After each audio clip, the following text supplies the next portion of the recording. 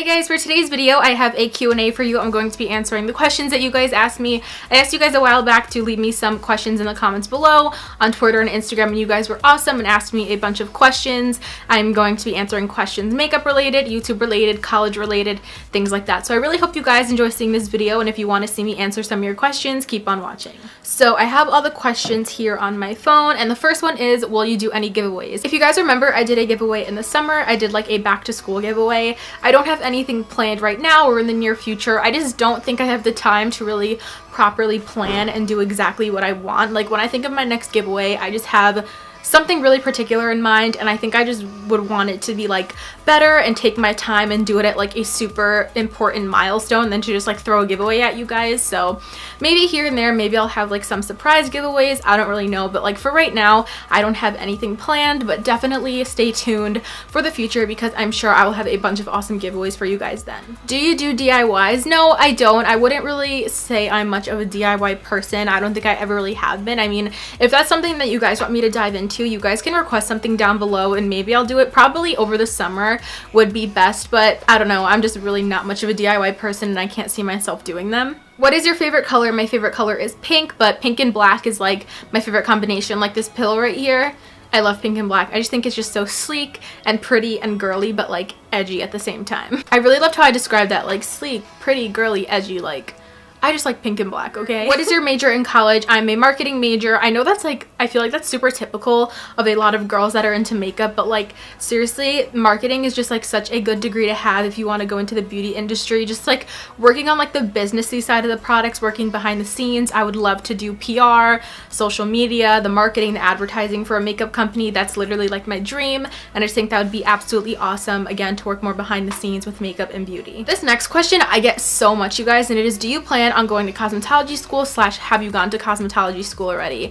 No, I'm definitely not into cosmetology. When I think of cosmetology school, I just think it's super focused on hair and nails, and that's just like never my forte, not really something I was ever into. Would I go to makeup school? I would go to makeup school. I have never gone. Anything that I know is self-taught or off of YouTube, but right now I'm just in regular like 4-year college. I'm working on my bachelor's degree, but like if I do ever have the opportunity or the extra money to go to makeup school in the future, I definitely would, just to kind of get a certification and just expand my knowledge. I would absolutely love to go to makeup school. Do you curl your eyelashes before or after mascara? I curl my eyelashes both before and after my mascara. I curl them before just to kind of get them nice and straight and up for the initial mascara application, and then again after because I feel like my eyelashes fall straight once they dry, so I want to kind of give them a little oomph and like a little life again. But please be careful when you're curling your lashes after you do your mascara, because if your mascara is not 150,000% dry, your eyelashes can get stuck to the lash curler, and that's when they're gonna start to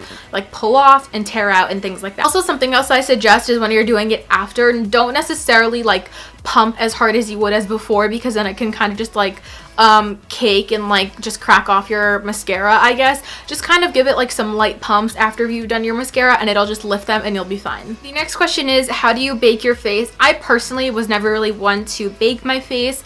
I just feel like it doesn't really work out for me. I feel like it just makes me look like dry and kind of cracked and cakey. But one method that I've seen people do that I've tried out and didn't really work for me is just taking your damp beauty sponge or beauty blender when you are done with your foundation or your concealer, dipping it straight into your loose powder and just packing it onto the areas that you want to bake. What that's really going to do is literally cook or bake that concealer. It's kind of going to trap all the heat between the concealer and your powder and really make sure your concealer sets in there. And then once it's set on for a couple minutes, you can leave it on super little time or you can leave it on for a super long time. You're just going to brush off the excess powder. I find that it leaves my under eyes super cakey and super dry looking, so it's not something that I like to do.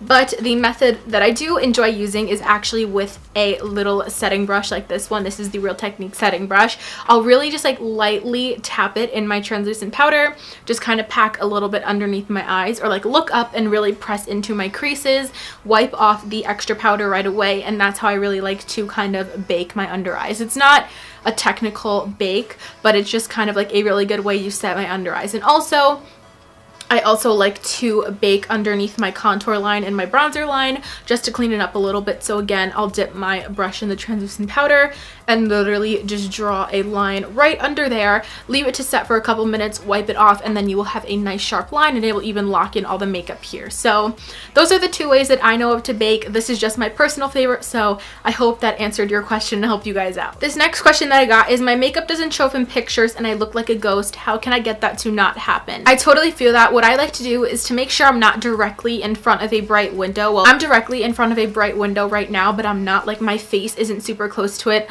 I'm about 2 or 3 feet away from it, so that's probably how I would take a makeup picture. The next thing I like to do is definitely just make sure it's focused on my face, or definitely just make sure like your white balance settings, your exposure isn't up too high. A lot of the times when I do take a makeup picture, I also have to lower the brightness and up the contrast. So the contrast is kind of going to emphasize any colors, any shapes and shadows, and the brightness is kind of like, and lowering the brightness is just going to let those pop a little bit more. Another makeup question that I got is, how do you contour without leaving a line or over blending too much to where you kind of blend the line away, and then that kind of kills the whole point of the contour? So I have a specific brush that I feel like has really helped my contour game. This is the brush right here that I really enjoy using. If you guys can see that, it's not too dense, but it's like nice and fluffy and nice and wide. It has movement and it gives and it blends, but at the same time it's not like loose enough where it's not really defining that line and just like kind of blending away the product. I feel like a lot of the times the mistakes that people make is probably using a brush like this, which is super loose, super fluffy, that's kind of just going to brush it on your face but not really give you a defined line, and then brushes like this, which is really going to give you a defined line but it's really hard to blend out. This I like to use more for cream, but once you put powders on with a brush like this, if you guys can see, it's literally just like a rectangle that's going to leave that harsh line on your face. So how can you tell if you have oily or dry skin? Okay, I feel like that's kind of like straightforward, but at the same time hard to answer, so I can see why someone would get confused. Personally, for me, I have combination skin, so when you're oily, you're going to look shiny. If you touch your face, you're going to feel greasy, slippery. Your makeup might start to break apart in the center of your face depending on where you get oily. If you are dry, you might be scaly, you might have some skin flaking, or your makeup might just get a little bunched up in that spot, or you can literally just feel dry, like, you know, when you smile and your skin feels tight, or if it burns or something like that, then that might be like an indication of dry skin. But someone asked, where can I find a foldable table for a makeup space?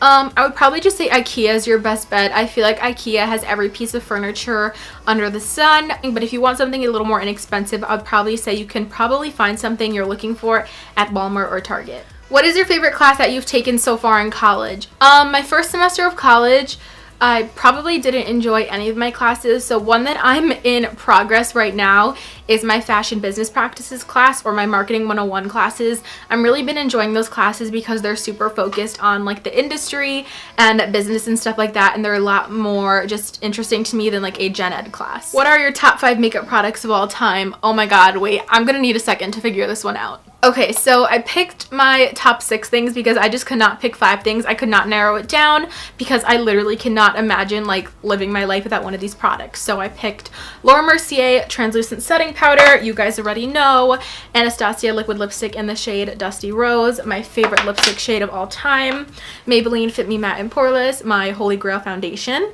and then I also picked Smashbox primer water. That is really self-explanatory because I spray that on my face in like every video. I also picked the Anastasia glow kit in that glow because you guys know I love my glow and this is my favorite highlight. And also the Too Faced chocolate bar palette is such a given. How do you get your wings the same on both sides? Wow, I really have not done wings in a minute, you guys. I feel like my big wings used to be like my signature thing, and I've kind of been leaving them a little behind nowadays. It's kind of sad. I should probably get into them again. But how do you get the wings the same on both sides? Lots and lots and lots of practice. I literally was doing winged eyeliner since I want to say 7th grade. It took about 3 or 4 years to finally like perfect it, and then still then it would never come out totally perfect. I totally recommend using tape or something for beginners. I do my eyeshadow with tape, as you guys can see. That's how I get kind of like the nice sharp line. Definitely like just tape the sides of your eyes and practice with the liner, and that's definitely how you can get them even on both sides, because you can kind of angle them like to the end of your brow or kind of pick spots on your face that'll kind of help you get that even line. The best foundation for oil control, Maybelline Fit Me Matte and Poreless. What is your favorite food if you had to eat it once a day and never get tired of it? French fries. That is so easy for me. I have an unhealthy addiction to French fries. I said this in my 50 facts about me. That was super interesting. If you guys want to get to know me better, definitely check that video out. But I said in that video I would eat French fries for breakfast, lunch, dinner, brunch, and dessert and never get tired of them. And I still stand by that statement because you can literally ask anyone. I get so excited over French fries. I just love eating them. I love thinking about them. French fries. Alright guys, so that completes my Q&A. I had so much fun answering the questions that you guys asked me. If you ever want to know anything else about me, definitely just leave me a question in the comments down below. I pretty much reply to all comments and I would love to talk to you guys, or you can even reach out to me on my social media. Again, I just overall love talking to you guys. So thank you guys so much for watching. Please give this video a thumbs up and don't forget to subscribe and hit that little notification bell so you don't miss out on any of my future videos. Thank you guys so much for your questions and I will see you guys in my next one. Bye!